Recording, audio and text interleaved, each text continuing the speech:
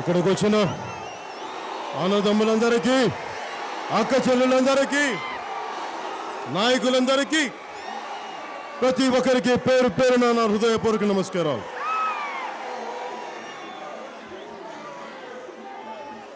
నాకు ఇంత ప్రేమగా, ఇంత ఆదరాభిమానాలతోటి, ఇంత ఘన స్వాగతం పలికిన పెందుర్తి జన సైనికులకి, ఆడపడుచులకి, అక్క చెల్లెలకి మరొకసారి గుండెల నిండుగా నా కృతజ్ఞతలు తెలుపుకుంటున్నాను. అలాగే మా మీటింగ్ కోసం ఆగిపోయిన బస్సుల్లో ఉన్న ప్రతి ఒక్కరికి నా క్షమాపణలు తెలుపుకుంటా ఉన్నాను.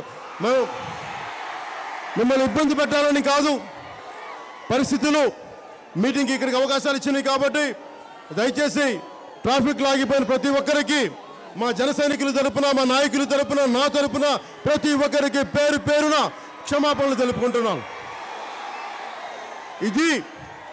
ఇదే మీటింగు ఒక సినిమా సభ అయితే చేసేవాడిని కాదు, కానీ నేను 2014లో ఏ తెలుగుదేశం పార్టీకి అండగా నిలబడుతూ మన ఉత్తరాంధ్ర ప్రాంతానికి, మన పెందుర్తి నియోజకవర్గానికి నేను అండగా ఉండి ఏమీ ఆశించకుండా నేను మద్దతు పలికితే ఈ రోజున తెలుగుదేశం పార్టీ నాయకులు చేస్తున్న దోపిడీ పెందుర్తిలో మీకు తెలిసే ఉంటుంది, అది నేను మీకు చెప్పక్కర్లేదు. నేను ఒకటే చెప్పదలుచుకున్నాను, పెందుర్తి నియోజకవర్గ పెద్దలకు కానీ, తెలుగుదేశం పెద్దలకు కానీ, వారి స్థానిక ఎమ్మెల్యే కానీ, వారి అబ్బాయికి కానీ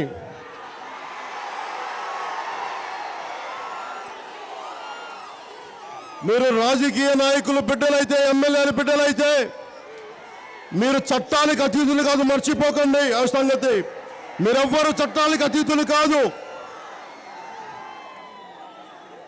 నేను తెలుగుదేశం పార్టీకి మద్దతు ఇచ్చిందే భూ కబ్జాలు ఉండవు, ఉత్తరాంధ్ర వెనుకబాటుతనానికి అండగా ఉంటానని నేను వారికి మద్దతు ఇస్తే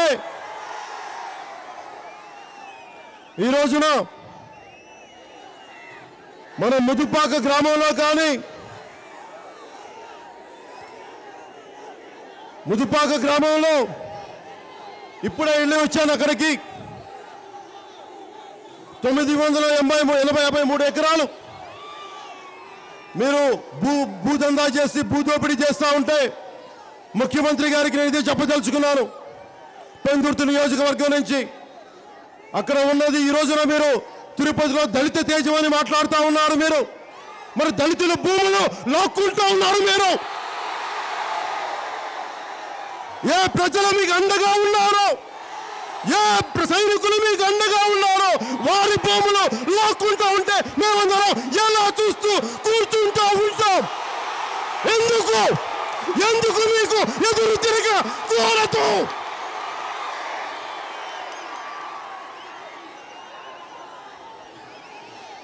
ముఖ్యమంత్రి గారు ఈరోజు డ్రామాలు చేస్తూ ఉన్నారు. విశాఖ రైల్వే జోన్ అని. విశాఖ రైల్వే జోన్ ఎప్పుడండి? రీఆర్గనైజేషన్ ఆఫ్ 2003లో రీఆర్గనైజేషన్ ఆఫ్ రైల్వే జోన్స్ లో అప్పటి తెలుగుదేశం నాయకులు, దివంగత నాయకులు ఎర్రన్నాయుడు గారు దానికి కమిటీ చైర్మన్. మరి ఆ రోజున మీరు ఒక్క మాట మాట్లాడేది విశాఖ రైల్వే జోన్ కావాలని చెప్పి. 2003లో మీరే ముఖ్యమంత్రి. 2014లో విశాఖ రైల్వే జోన్ కావాలంటే మీ ఎంపీలే రాయపాటి గారు, గల్లా గారు అడ్డుపడి విశాఖ రైల్వే జోన్కి అడ్డుపడ్డారు. మీరు మళ్ళీ ఈ రోజున పొద్దున కూర్చొని మళ్ళీ మీరు విశాఖలో డ్రామాలు చేస్తూ ఉన్నారు. మీరు మళ్ళీ మీరు డ్రామాలు చేస్తా మళ్ళీ జనసేన నన్ను ఛాలెంజ్ చేస్తారా? వచ్చి మీకు మద్దతు ఇవ్వని, మీ డ్రామాలకి నేను మద్దతులు ఇవ్వను. చాలు, ఇచ్చింది చాలు. అలాగే ముదుపాక గ్రామంలో ముఖ్యమంత్రి గారు చెప్తా ఉన్నాం, నేను మీకు మనస్ఫూర్తిగా మద్దతు పలికాను. ఏమీ ఆశించకుండా మీరు, ఎందుకంటే ఉత్తరాంధ్ర వెనుకబాటుతనాన్ని, ఇక్కడంత నిరుద్యోగ యువత ఉన్నారు, వలసలాగిపోవాలి. ఇక్కడి నుంచి అందరికీ అవకాశాలు రావాలి, ఉద్యోగ అవకాశాలు రావాలి, యువతకి ఉపాధి అవకాశాలు రావాలంటే కనీసం ఈ రోజున మీరు పెందుర్తిలో ఒక డిగ్రీ కాలేజ్ కూడా పెట్టలేకపోయారు. ఇప్పటికీ మీరు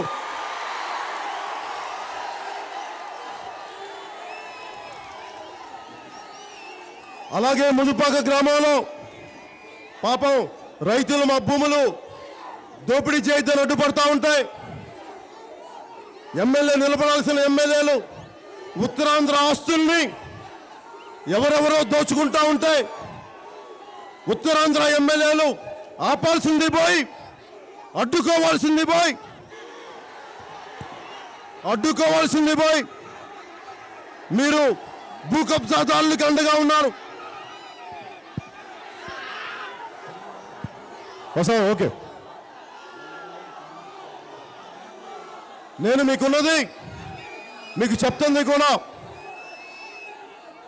నేను ముఖ్యమంత్రి గారు చెప్పాను, ఉత్తరాంధ్ర దోపిడీకి పరిశ్రమలన్నీ ఈ రోజున ఏ మూలకెళ్ళినా ఎన్టీపీసీ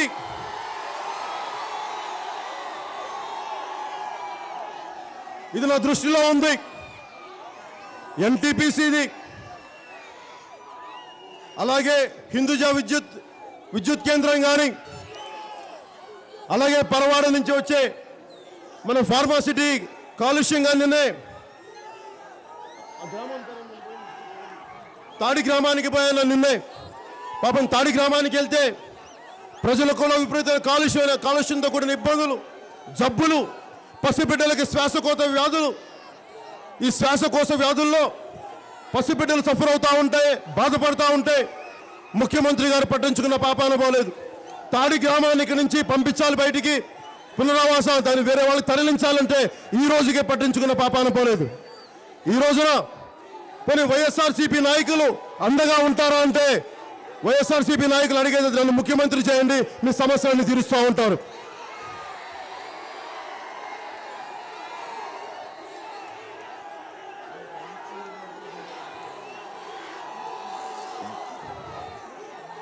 జనసేన అందరూ అనుకుంటా ఉన్నారు, తెలుగుదేశం నాయకులు ఎవరైనా సరే జనసేనకి బలమే ఉందని. ఇది మన బలం కాకపోతే ఇంకేం చెప్పండి, వాళ్ళు చెప్పండి ఒకసారి.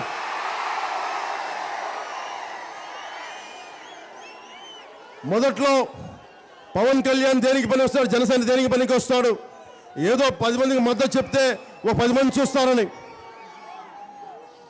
ఒక 2-3 సంవత్సరాల తర్వాత గెలుచుకుంటే 5 సీట్లు అన్నారు, 1% ఓట్లు రావచ్చు అన్నారు. ఈ రోజున ఎవరైతే మనం రాకూడదు అనుకున్నారో వాళ్ళకే 10% ఓట్లు ఉన్నాయని మనకు ఉన్నాయని చెప్తున్నారు వాళ్ళు. ఆ 10% మాకున్నాయంటే చాలా గొప్పది, గుర్తుపెట్టుకోండి. మోడీ గారు కూడా 10%తోనే ప్రారంభించారు. ప్రధానమంత్రి మోడీ గారు కూడా, అమెరికన్ ప్రెసిడెంట్ డొనాల్డ్ ట్రంప్ కూడా 10%తోనే ప్రారంభించాడు. 10%తో ప్రారంభించిన వాళ్ళు ఒకళ్ళు ప్రధానమంత్రి అయ్యారు, ఒకళ్ళు అమెరికన్ ప్రెసిడెంట్ అయ్యారు. ఈ రోజున మేము కూడా మా అధికారం నాకు స్థాపిస్తాం, జనసేన ప్రభుత్వాన్ని స్థాపిస్తాం. నేను ఏ రోజు అధికారం కోసం పాకులాడలేదు, అలాంటి పాకులాటలు లేవు. నాకు ఉన్నదల్లా ఇలాగ అడ్డగోలుగా మన ముదుపాక గ్రామంలాగా కానీ, ఈ రోజుకి మన సింహాచలం భూములు ఉన్నాయి. ఎక్కడికి వెళ్ళిన సింహాచలం భూములు రైతులు చెప్తా ఉన్నారు, అన్న మేము ఇక్కడ కష్టపడి సాగు చేసుకుంటా ఉంటే ఈ రోజుకి మాకు అడ్డు అని చెప్పి. మరి ప్రభుత్వం అలాంటి వారికి అండగా నిలబడాల్సింది పోయి, ఎవరైతే దోపిడీ చేస్తున్నారో, ఏ భూములైతే కాజేస్తున్నారో వారికి అండగా నిలబడే ప్రభుత్వానికైతే నేను అలాంటి ప్రభుత్వం తెలుగుదేశం పార్టీ నడుపుతుందని చెప్పి నేను కలలో కూడా ఊహించలేదు. నాకు చాలా బాధ కలిగించిన అంశం.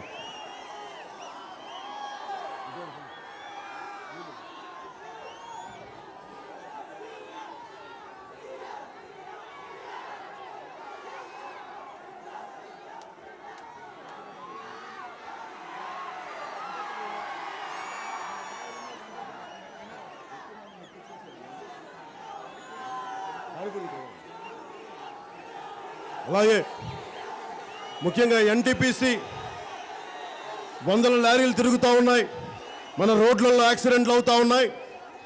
ఈ బొగ్గు స్ట్రైట్గా వాళ్ళకి రైల్వే లైన్ వేయాల్సి ఉంది. వారికి అండగా నిలబడాల్సిన ప్రభుత్వాలు ప్రజలకి పరిశ్రమలకి అండగా నిలబడాల్సిన సయోధ్య కుదిర్చాల్సిన ప్రభుత్వాలు వదిలేసి గాలికి వదిలేసి ఈ రోజున పెందుర్తి నియోజకవర్గంలో దుమ్ము ధూళితోటి ఈ లారీలతోటి వచ్చే యాక్సిడెంట్లు నా దృష్టికి వచ్చినాయి. నాకు అందుకనే నేను ఉత్తరాంధ్ర ప్రాంతం అంతా పరిశ్రమలన్నీ సగటు ఇక్కడ భూములు లాక్కున్నారు. అందరూ మన పెట్రోలియం యూనివర్సిటీ స్థాపిస్తామని చెప్పి 300 ఎకరాలు లాక్కున్నారు మన పెందుర్తి నియోజకవర్గంలో. ఈ రోజుకి అక్కడ రైతులకి రీహాబిలిటేషన్ కానీ వారికి ఇవ్వాల్సిన రీలొకేషన్ కానీ 2 ఇవ్వలేదు. నేను కోరుకుంటుంది ఒకటే, తెలుగుదేశం ప్రభుత్వాన్ని, మీరు రైతులకి అండగా నిలబడకపోతే, నేను తెలుగుదేశం ప్రభుత్వం పార్టీని నమ్మాను, మీరు రైతులకు అండగా ఉంటారని చెప్పి, కానీ మీరు హైదరాబాద్లో పాఠాలు నేర్చుకోలేదు. అప్పుడు బషీర్బాగ్లో రైతులు ఎలా కాల్చి చంపారో ఈ రోజు పెందుర్తిలో ఉత్తరాంధ్ర రైతులను కూడా మీరు అలాగే నిలువునా చంపేస్తున్నారు. మీరు ఇందాక ముదుపాక గ్రామంలో రైతులకు ఒకటే చెప్పాను, స్థానిక ఎమ్మెల్యే కావచ్చు, వారి అబ్బాయి కావచ్చు, ఎమ్మెల్యే బిడ్డలకి ఒకటే చెప్తున్నాం, మీరేం పెట్టి పుట్టాలా, మీరేమి ఆకాశాల నుంచి దిగిరాలా, ఖబర్దార్ మీరు మటుకు ఎవరినన్నా సరే బెదిరించారంటే ఏం తమాషాలుగా ఉందా ఒక్కొక్కరికి? ఏం మీరు దాడి చేస్తే కొట్టు దాడి చేయించుకున్న పిరికి వల్ల ప్రజలు ఏమనుకుంటున్నారు? ఒక్కొక్కళ్ళు ఎమ్మెల్యే అయితే ఎమ్మెల్యే కొడుకు అయితే మాకేంటి? మీరు కూడా చట్టానికి అతీతులే కాదు, మీరు చట్టానికి లోబడి ఉన్నారు, మర్చిపోకండి. మీరు ఇలాగా పిచ్చి పిచ్చి వేషాలు వేస్తే జాగ్రత్త. ప్రజాక్షేత్రంలో ప్రతి ఒక్కరూ సమాధానం చెప్పే పరిస్థితిని మేము తీసుకొస్తాం. మీరు ప్రజలకు సమాధానం చెప్పే పరిస్థితిని తీసుకొస్తాం, మర్చిపోకండి. మీరు దాడులు చేస్తే, బెదిరిస్తే ప్రజా ఉద్యమాలు ఎలాంటి వస్తాయని తిరిగి మీరు ఇలాగ ఆయుధాలతో దాడులు చేస్తాం, చంపేస్తాం, కేసులు పెడతాం అని మాట్లాడుతూ ఉంటే ఒకటే గుర్తుపెట్టుకోండి, ప్రజా ఉద్యమాలు వస్తాయి. జనసేన పార్టీ శాంతంగా ఉండే పార్టీ కాదు, శాంతం వహించే పార్టీ. ఈ ఎరుపు కొండవా ఎందుకు వేసుకున్నామంటే ఒక సామాన్యుడి కోపం ఇది, ఒక సామాన్యుడి చిహ్నం ఇది. మీకు 100 కోట్లు ఉన్నాయేమో, అధికారం ఉందేమో, జాగ్రత్త. మా దగ్గర ఒక ఎర్ర కొండవా ఉంది, మర్చిపోకండి. మా దగ్గర ఇది సామాన్యుడి గుండె చప్పుడు. ఇది మీరు పిచ్చి పిచ్చి వేషాలు వేసి అధికార దుర్వినియోగం జరిపితే చూస్తూ కూర్చోడానికి జనసేన పార్టీ ఇక్కడ లేదు, జన సైనికులు అసలే లేరు, మర్చిపోకండి. మేము ముఖ్యమంత్రి గారికి కూడా చెప్తా ఉన్నాం, మీ కళ్ళ కనిపించట్లేదా మీ ఎమ్మెల్యేల దోపిడీ? మీ కళ్ళ కనిపించట్లేదా వారి కుటుంబాల బెదిరింపులు? మీ కళ్ళ కనిపించట్లేదా ఇక్కడ ముదుపాక గ్రామంలో మనకి ఎకరాల దోపిడీ? మీకు కనిపించట్లేదా పెట్రోలియం కోసం 300 ఎకరాలు రైతుల దగ్గర లాక్కొని వారికి ఈ రోజుకి వారికి పరిహారం కానీ భూమి కానీ ఇవ్వలేదు? అలాగే మీకు కనిపించట్లేదా మీ కళ్ళకి ఎన్టీపీసీకి సంబంధించి కానీ, హిందూజా విద్యుత్ సంస్థ కానీ, ఈ పరిశ్రమలు పరవాడ కెమికల్ ఫ్యాక్టరీ కానీ, కాలుష్యం కానీ ముఖ్యమంత్రి గారికి కనిపించట్లేదా? ఉత్తరాంధ్ర అంటే ఏమిదైనా దిబ్బనుకుంటున్నారా? పనికి మాలిన దిబ్బనుకుంటున్నారా? నిన్ను మనుషులున్న ప్రాంతం ఉత్తరాంధ్ర. మీ ఇష్టాలకి కాలుష్యం వెదజల్లే పరిశ్రమలు ఇక్కడ పెట్టేస్తే ఒక్కసారి మత్స్యకారుల జీవితాలు చూడండి. 23 మత్స్య జాతులను చంపేశారు మీ కాలుష్యం వల్ల. పోనీ స్థానికంగా పరిశ్రమలకి యువతకు ఉద్యోగాలు ఇస్తారంటే యువతకు ఉద్యోగాలు ఇవ్వరు. కనీసం ఒక డిగ్రీ కాలేజ్ కూడా స్థాపించే దౌర్భాగ్యం కూడా మీరు చేయలేకపోయారు. ఇప్పటిదాకా ఒక డిగ్రీ కాలేజ్ కావాలి, కనీసం అది కూడా మీరు చేయలేకపోయారు. ఇంకేం మాట్లాడతారు ఉత్తరాంధ్ర యువత గురించి? ఉత్తరాంధ్ర మీకు అండగా ఎందుకు నిలబడాలి? ఈరోజు నేను ఏదైనా మాట్లాడుతుంటే ముఖ్యమంత్రి గారికి ఉత్తరాంధ్ర ప్రజానీకాన్ని రెచ్చగొడుతున్నానంటారు. ఎవరు రెచ్చగొడుతున్నాడు? మీరు దౌర్జన్యాలు చేస్తూ ఉంటే చూస్తూ కూర్చోవాలా?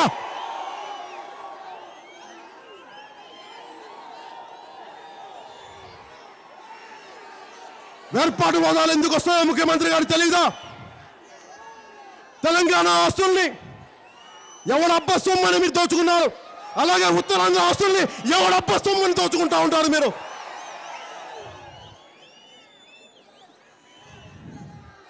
ఇది ఆవేదన, ఆక్రోశం, కోపం కాదు, నిస్సహాయత. ఇది భరించి, అన్యాయాన్ని భరించి చూసి విప్లవాలు ఎందుకు వస్తాయి?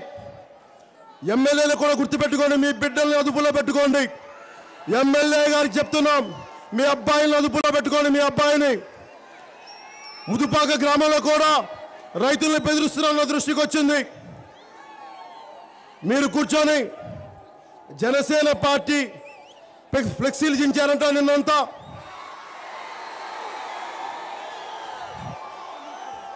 దించేశారా మొత్తం? ఓకే, ఫ్లెక్సీలు దించేశారు. గుండెల్లో కట్టుకున్న ఫ్లెక్సీలు ఎక్కడి నుంచి తీస్తారు మీరు? మా రోజు రాకుండా ఉండదా? ఎమ్మెల్యేకి చెప్తున్నా నేను, మా రోజు రాకుండా ఉండదా? మేము చూపించాం, ఆ రోజున చూపిస్తాం. ఆ రోజున నేను గొడవలు రేపట్టడానికి రాలేదు, కానీ మాకు రాజ్యాంగం ఇచ్చిన హక్కుల్ని కానీ మమ్మల్ని చేసుకొని ఇవ్వకపోతే, మా సభలకు అడ్డం వస్తే, నేను ఇదే చెప్తున్నాను, మా సభలకి ప్రభుత్వం సహకారం ఇవ్వకపోతే నేను ముఖ్యమంత్రి గారి ఇంటికి వెళ్ళి ధర్నా చేస్తాను. అది మటుకు మర్చిపోకండి ముఖ్యమంత్రి గారు. నేను చాలా సర్దుకెళ్ళిపోయే వ్యక్తిని, చాలా శాంత స్వభావిని. అవసరమైతే ఆయుధం పట్టుకొని ముందుకు కూడా రాగల విషయం మర్చిపోకండి ఏ ఒక్కరు కూడా. నాకు ఆ భయాలు లేవు, ఆ భీతులు లేవు. ఎందుకంటే నేను వైజాగ్లో నాకు భిక్ష పెట్టిన ఊరు, నాకు వైజాగ్ ఓనా యాక్టింగ్లో ఓనామాలు నేర్పించిన ఊరు నాది. అలాంటి ఉత్తరాంధ్ర ప్రాంతానికి నేను ఉత్తరాంధ్రని అండగా నిలబడటానికి వచ్చాను. వారిలాగా దోపిడీ చేస్తుంటే చూస్తూ నేను పక్కన దోపిడీ చేస్తామని చూస్తూ ఉన్నారు. నేను 2014లో చెప్పాను, ఈ రోజున అడుగుతున్నాను నేను, తెలుగుదేశం పార్టీకి, భారతీయ జనతా పార్టీకి ఓటేయమని. రేపొద్దున వారు మనకి నిలబడని పక్షంలో, మన పరిశ్రమలకి అండగా మనకి తేలేని పక్షంలో, మన విశాఖ రైల్వే జోన్కి తేలేని పక్షంలో నేను ఎదురొస్తాను, బయటకు వస్తాను, వారిని నిలదీస్తానని చెప్పాను. అదే ఈరోజు పోరాట యాత్రలో జనసేన బెందుర్తిలో మీ ముందుకు వచ్చి మాట్లాడుతాను. నాకు నిజంగా ఆశే కనుకుంటే పదవుల మీద, వాళ్ళు ఇచ్చేదండి నాకు పదవులు. 2009లో తీసుకునేవాడిని నాకు పదవులు నిజంగా కావాలంటే. 2014లో ప్రధానమంత్రిగా నాకు స్వయంగా పరిచయం ఉన్నారు. నేను వారిని అడిగి ముఖ్యమంత్రి ప్రధానమంత్రి గారు నాకు ఒక పదవి కావాలంటే ఆయన నాకు ఇచ్చేంత ఇది ఉంది నా పరిచయం. కానీ నేను ఇవన్నీ అడగల. నేను ఎందుకు అడగలేదంటే నాకు సంక్షేమం, నా ఆలోచన కానీ ప్రజా సంక్షేమం తప్ప వ్యక్తిగత లాభం కానీ వ్యక్తిగత స్వార్థం కానీ నేను ఎప్పుడూ కోరుకోలేదు. కానీ ఏ ప్రభుత్వాలు అయితే ప్రజలకు అండగా నిలబడాలో ఆ ప్రభుత్వాలు వారి పనులు చేయని పక్షంలో ఇవన్నీ నాకు చాలా బాధ కలిగించినాయి. అగ్రిగోల్డ్ గురించి నేను ప్రత్యేకించి మాట్లాడతాను ఇంకొక సందర్భంలో. మీకు దయచేసి ఇది ఉత్తరాంధ్రలో అగ్రిగోల్డ్ బాధితులు ఉన్నారు, వారందరి గురించి మాట్లాడతాం. ప్రభుత్వం మరిచిపోయింది. లంకెల పాలనలో రైల్వే అండర్ బ్రిడ్జి కావాలని ఏదైనా మాట్లాడితే ముఖ్యమంత్రి గారు అంటారు, నువ్వు స్పెషల్ కేటగిరీ స్టేటస్ గురించి మాట్లాడాలి. మీ చేతిలో ఉన్నాయి, మాట్లాడండి. ఒక లంకెల పాలనలో రైల్వే అండర్ బ్రిడ్జి కావాలంటే స్థానిక ఎంపీ, ఉదాహరణకి తెలుగుదేశం పార్టీ ఎంతో దౌర్భాగ్యంగా పనిచేస్తుందనడానికి, Lankelapalem bridge railway under bridge కావాలంటే ఒక లెటర్ పెట్టాలి. 0 అవర్లో మన ఎంపీ అవంతి శ్రీనివాస్ గారు ఒక లెటర్ పెట్టాలి. అయ్యా కొడగా లంకెలపాలెంలో ఒక రైల్వే అండర్ బ్రిడ్జి కావాలి, దానికి ఇంత బడ్జెట్ కావాలి, ఒక లెటరే అది 0 అవర్లో పెడితే పార్లమెంట్లో వాళ్ళు పాస్ చేస్తారు, వాళ్ళు ఇస్తారు. కానీ వీళ్ళు అడగరు, బద్ధకం. ఎంత బద్ధకం మరి, ఏం కూర్చొని కాళ్ళు బారు చాపుకొని ఇలా కూర్చుంటారు. కానీ మా లంకెలపాలెంకి ఒక రైల్వే అండర్ బ్రిడ్జి కావాలన్న వారికి బాధ్యత లేదు. మళ్ళీ రైల్వే అండర్ బ్రిడ్జి నిర్మించలేరు వీళ్ళు, రైల్వే విశాఖ రైల్వే జోన్ కోసం పోరాటం చేస్తూ ఉన్నారు. ఏం మాట్లాడతాం వీళ్ళతోటి? ఉత్తరాంధ్రను పీడించే సమస్యలు 2. ఒకటి, ఉత్తరాంధ్రలో వలసలాగాలి. అనంతపురం లాగా కరువు కాటకాలున్న ప్రాంతం కాదు, పచ్చడి ప్రాంతం. ఏ మూల చూసినా మనకి కోనసీమను తలపంపించే ప్రాంతం. అలాంటి గొప్ప ప్రాంతంలో వలసలు ఎందుకు వెళ్ళిపోతాయి? ప్రజలు ఎందుకు వలసలు వెళ్ళిపోవాలి? ఇక్కడి నుంచి శ్రీకాకుళం నుంచి మన దాకా.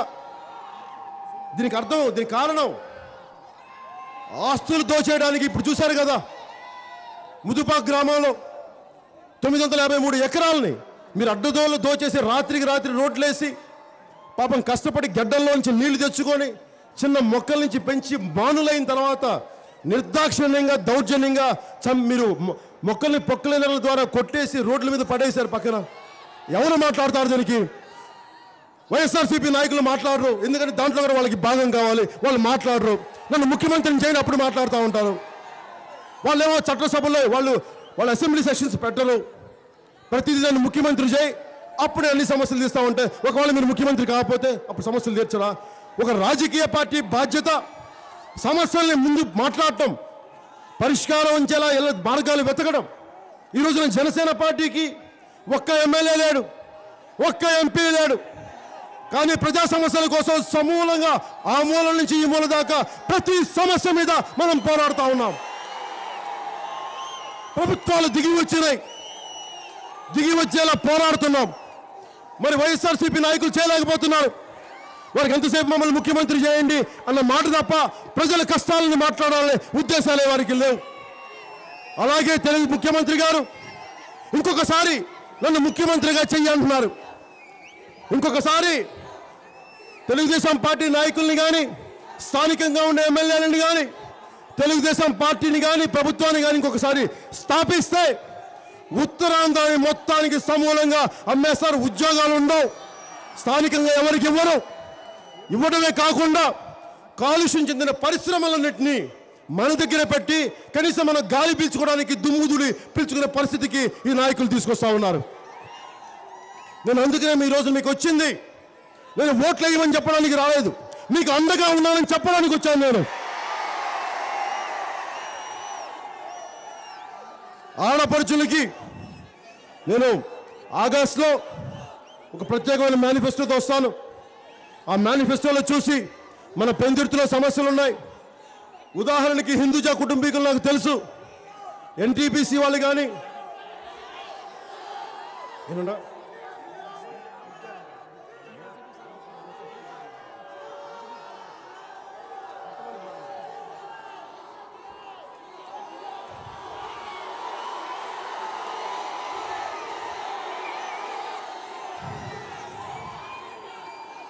అంటే ఈ బొగ్గు ఎన్టీపీసీ కావాల్సిన బొగ్గు కానీ, హిందూజా విద్యుత్ సంస్థకు కానీ, అలాగే ఈ ఫెరో అలాయ్స్ పరిశ్రమలకు కానీ కావాల్సిన బొగ్గుకి వాళ్ళకి రైల్వే లైన్ వేయించుకోవాలి. వాళ్ళకి రైల్వే లైన్ వేయించాలంటే ముందు ప్రభుత్వం రైతులకి పారిశ్రామికవేత్తలకి మధ్యలో సయోధ్య చేయాలి. ఒకవేళ రైతులు అడుగుతున్న పరిహారం వారికి సరిపోవట్లేదంటే మధ్యలో సయోధ్య చేసి ఇప్పించే పరిస్థితిలో ఉండాలి. మరి ప్రభుత్వాలు దానికి లేవు, ముఖ్యమంత్రి గారు దానికి బిజీగా లేరు, తెలుగుదేశం నాయకులందరూ బిజీగా దేంట్లో ఉన్నారు. ఎక్కడ ఖాళీ భూములు కనిపిస్తే అక్కడ బట్టలు వేసి వాటిని లాగేయడం మీద ఉన్నారు. వారి ప్రజా సమస్యలు ఏం గుర్తుంటాయి? అలాగే నేను కోరుకుంటుంది కూడా మీకు తెలుసు, జనసేన 7 సిద్ధాంతాల్లో చాలా ముఖ్యమైనది పర్యావరణాన్ని పరిరక్షించే అభివృద్ధి ప్రస్థానం ఉండాలని కోరుకుంటుంది. దాంట్లో భాగంగా ఇక్కడ ఏవైతే కాలుష్యం ఉందో, కాలుష్యాన్ని వెదజల్లే పరిశ్రమల నుంచి కుదిరితే కాలుష్య నియంత్రణ మండలిని చెప్పి కాలుష్యాన్ని తగ్గించే పరిస్థితులను కల్పిస్తాం. లేని పక్షంలో ఆ గ్రామాన్ని తరలిస్తాం, ఖచ్చితంగా దాని మీద తరలిస్తాం. అలాగే ఏవైతే స్థానిక సమస్యలు ఉన్నాయో ఉపాధి అవకాశాలు కానీ ఈ రోజున తెలుగుదేశం పార్టీ నిన్న సభకి వెళ్తే మాకు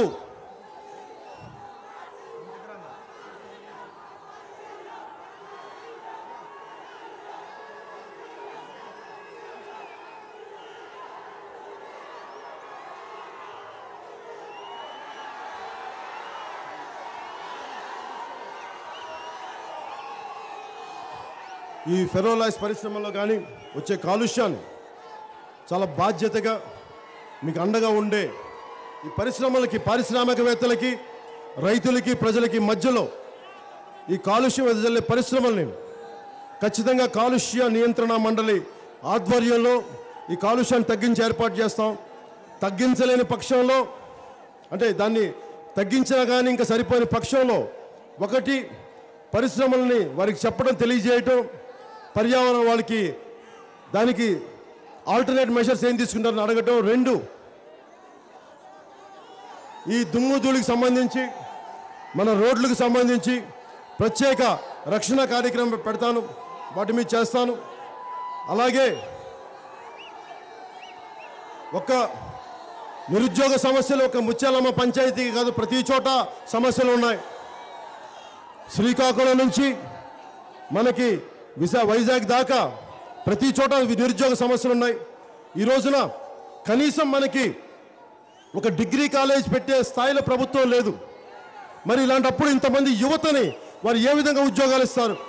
స్థానిక పరిశ్రమలు పెడతా ఉన్నారు, స్థానికులకు ఉద్యోగాలు ఇవ్వరు, స్థానికేతరులకు ఇస్తారు. కానీ చట్టాల ప్రకారం 85% స్థానికులకు ఉద్యోగాలు ఇవ్వాలి.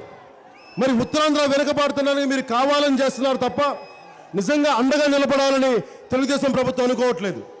తెలుగుదేశం ప్రభుత్వం నాయకులు కూడా చెప్తా ఉన్నాం, మీరు ఇదే పరిస్థితి కానీ ఉత్తరాంధ్రని ఇలా కావాలని నిర్లక్ష్యం చేసి కాలుష్యానికి చెందిన పరిశ్రమల్ని మొత్తం 369 కిలోమీటర్ల కోస్తా ప్రాంతాన్ని తీర ప్రాంతాన్ని మీరు కంప్లీట్గా నాశనం చేశారు. 23 మత్స్య జాతులను చంపేశారు. మీరు ఏ ఒక్కరికి ఉత్తరాంధ్ర తాలూకు కాలుష్యం మీకు పట్టట్లేదు. ఎవరెవరో పారిశ్రామికవేత్తలు వస్తున్నారు, పరిశ్రమలు స్థాపిస్తున్నారు, పోనీ ఉద్యోగాలు ఇస్తారంటే ఉద్యోగాలు ఇవ్వరు. కాలుష్యం విదజల్లి అవి పీల్చి ఒక్కొక్కరికి జబ్బులు వస్తున్నాయి, పసిబిడ్డలకు కూడా. మీరు తాడి గ్రామానికి వెళ్ళండి, తాడి గ్రామానికి వెళ్ళిన సమస్య ఎక్కడ మనకి ఏ గ్రామానికి వెళ్ళినా స్థానికంగా కాలుష్యం చెందే వెదజల్లే పరిశ్రమలు వీవి అడ్డు తొలగాలి, వీటిని అడ్డు తొలగించాలి. వీటిని ఖచ్చితంగా కాలుష్య నియంత్రణ మండలి పరిధిలోకి జనసేన పార్టీ తీసుకొస్తుంది. అలాగే రైతులకు కూడా ముదుపాక రైతులకు కానీ సింహాచలం రైతులకు కానీ నేను అన్ని రాజకీయ పక్షాల్లాగా నేను మాట చెల్లిపోయేవాడిని కాదు. ఒక మాట తక్కువే చెప్తాను కానీ 10 ఇంతలు ఎక్కువ చేసే వ్యక్తిని నేను 3 సంవత్సరాలు పనిచేస్తే 25 కోట్లు ప్రభుత్వానికి ట్యాక్సులు కట్టిన వాడిని నేను. అవన్నీ వదులుకొని వచ్చాను. ఈ రోజున నాకు డబ్బు వ్యామోహం లేదు, సుఖాల మీద వ్యామోహం లేదు, తిండి మీద వ్యామోహం లేదు. నాకున్నదల్లా అన్యాయం తిరగబడాలి, అవినీతిని అరికట్టాలి. ఇది నేను చెప్పుకుంటుంది కూడా మీకు అండగా ఉంటాను. నేను ఉత్తరాంధ్ర గాలి పీల్చిన వాడిని, ఉత్తరాంధ్ర ఆత్మని అర్థం చేసుకున్నవాడిని. నేను ఉత్తరాంధ్ర మేధావులు చెప్తున్నారు. మన ఉదాహరణకి మన ఎంపీ గారే ఉన్నారు, ఆయన లాంటి వలస పక్షం మాకొద్దు, మాకు స్థిరంగా మాకు స్థానికంగా సమస్యలు అర్థం చేసుకొని మాకు నిలబడే నాయకత్వాన్ని మీరు ఇవ్వండి మాకని చెప్పారు. అందుకనే స్థానికేతరులు కూడా ఎవరైనా ఎమ్మెల్యేలుగా నిలబడాలంటే వారికి నేను చెప్పదలుచుకుంది కూడా స్థానిక సమస్యలను మీరు అర్థం చేసుకోకుండా స్థానికత్వానికి స్థానికతకి మీరు ప్రాముఖ్యత ఇవ్వకుండా మీరు వేరే ప్రయోజనాలు చేస్తే దయచేసి జనసేన పార్టీ అది మీకు అండగా ఉండదు. మేము ఎప్పుడైనా ఉండేది మా ఉత్తరాంధ్ర ప్రజలకి, మా సైనికులకి, వారి ఆశయాలకి మేము అండగా ఉంటాం. కానీ ఉత్తరాంధ్రని ఈ ఎమోషన్ని వాడుకొని ఎమ్మెల్యేలు అయిపోదాం, నాయకులు అయిపోదాం అంటే దయచేసి నేను వాటికి వ్యతిరేకని. ఎందుకంటే అలా మనం చేస్తే తెలుగుదేశం పార్టీకి వైఎస్ఆర్సీపీ నాయకులకి మనకి తేడా ఉంది. మన జనసేన మన స్థానికతకి విలువ ఇచ్చేవాళ్ళం, ఉత్తరాంధ్ర ఆత్మ అర్థం చేసుకునేవాళ్ళం, ఉత్తరాంధ్ర యువత ఆకాంక్షల్ని అర్థం చేసుకునేవాడిని. మన నాయకులు కూడా చెప్పారు, ఉత్తరాంధ్ర మేధావులు కూడా, మా భాషకి మా యాసకి గౌరవం ఇచ్చిన వ్యక్తి, అందుకే నాకు నువ్వు అంటే మాకు ఇష్టం అని చెప్పారు. అని చాలామందికి తెలియదు. నాకు సినిమాలో రాలేదు రాజకీయం. నేను ఇక్కడ స్వతహాగా నాకు సమాజం బాగుండాలని కోరుకునేవాడిని. నేను ఇదే వైజాగ్లో వీధి నాటకాలు వేసేవాడిని నేర్చుకునేటప్పుడు. అక్కడ ఒక గిరిజన ప్రాంతాలను ఎలా దోచుకుంటారనేది ఒక నాటిక. దాంట్లో ఉన్న పాటే, తాటి సెట్టెక్కనేవు తాడి కళ్ళు దెంపనేవు, ఈత సెట్టెక్కనేవు ఈత కళ్ళు దెంపనేవు, ఓ తాత ఓ తాత నీకెందుకురా పెళ్ళి. ఉత్తర ఆంధ్ర ఆత్మను అర్థం చేసుకునేవాడిని మీ బిడ్డని. మీకు అండగా ఉంటానని తెలియజేసుకుంటూ సెలవు తీసుకున్నాను. జై హింద్.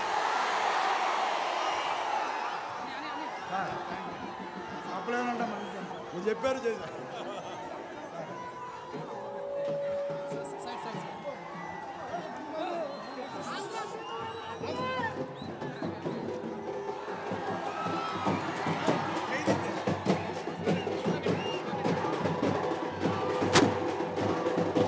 అలాగే ఈ రోజున అల్లూరి సీతారామరాజు పుట్టినరోజు, మన్నెం వీరుడు అల్లూరి సీతారామరాజు పుట్టినరోజు. ఈ రోజున పుట్టిన నాయకులందరికీ, వాళ్ళు మా మధ్య లేకపోవచ్చు కానీ వారందరికీ మీ స్ఫూర్తి మా గుర్తుంది. మీ అందరి స్ఫూర్తికి మేము అండగా నిలబడతామని తెలియజేసుకుంటూ సెలవు తీసుకుంటాం.